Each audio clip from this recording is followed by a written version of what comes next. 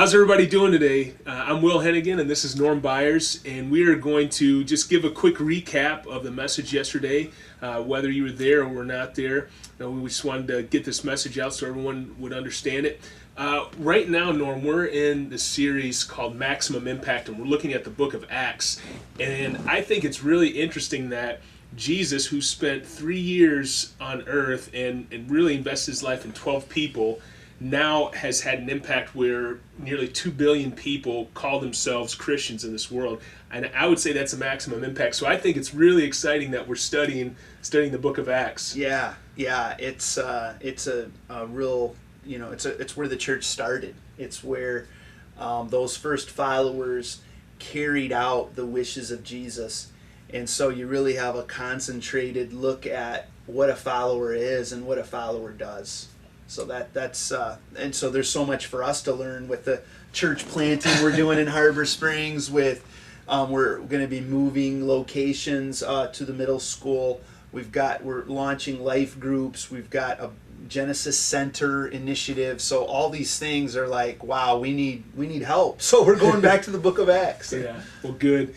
Yesterday we started off in the first chapter of Acts talking about when Jesus said, "Wait until you receive the power of the Holy Spirit, and then you'll be my witnesses into Judea, Samaria, and to the ends of the earth." And what I liked about the message yesterday is that one thing that you said stuck with me, and it was that our story, empowered by the supernatural works of the Holy Spirit, is going to be our best evangelism tool when we're interacting with someone else. It's not how much knowledge we know of the Bible, but our story and what Jesus has done in our life, along with that power of the Holy Spirit that Jesus said that's going to come and reside in us, is going to be our biggest tool. Yeah, absolutely. I mean, it's when we become followers, we're indwelt with the Holy Spirit, and the Holy Spirit, it gives us power. It gives us frankness and boldness to share our story or share the truth about Christ. And so many of us, so many times we're timid, we're scared, we think we're going to make a misstep, and so we really don't trust and believe that God can use us. In what Jesus said is, "Be my witnesses. You are my witnesses. You are my witnesses where you live, all the way up to the ends of the earth." And so it takes for us to believe that and to take steps of faith and say, okay, the Holy Spirit indwells me. Jesus wants me to be his witness. I need to share. I need to share my story. But like we talked about yesterday, it's not just always sharing. It's just sometimes being Christ, listening, and all those kinds of things as well. But So from your message yesterday, what would you hope that someone that was there yesterday, or even if they weren't there, that they would walk away understanding? Yeah, and I think that it kind of goes back to that Jesus says that we're his witnesses, and so he's actually. I kind of use the analogy of going to the movies with my sons and watching an action movie, and you got the popcorn and pop, and you're like, yeah, this is going to be, somebody's going to get their butt kicked. It's going to be fun, And it's like, no, Jesus didn't invite us to be, kind of eating our popcorn and drinking pop. He's asking us to be participants in what he's doing.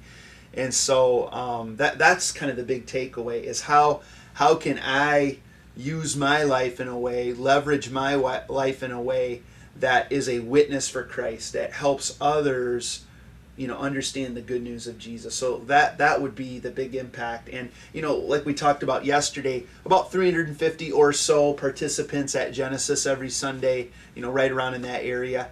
That's more than 1% of the area population. Wow. I mean, that's an incredible number to think about, that more than 1% at our Boyne and Petoskey gatherings. If everybody just turned that temperature up a little bit, it would raise the whole temperature of the community. And so that would be my hope, my desire for myself as well as for you.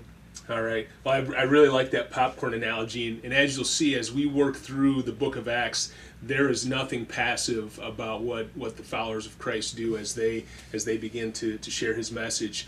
One thing, too, before we wrap up is I want to make sure everyone has a specific action that they can take away from this week. And one of the next steps is talking about how can you take the message and go out and share the message and share your life with someone else. What would you have someone do as a result of this message if they're going to do one specific thing this week? Well, I think the key is wherever you're at in your spiritual journey, some people are very conversant in sharing their faith, and some are like, I've never even done anything remotely close to that. And it's like, take a risk, take some kind of a risk. Maybe it's reaching out to your neighbor and listening to their story. You're just listening. You're not really, you're being Jesus to them by listening. Maybe it's, man, I've been talking to this person, they've shared their troubles in their life a lot, and I've never really confessed the good news of Christ. I would say, but it's really about discernment. It's not me telling you what to do. It's you receiving, well, Jesus said, be my witness.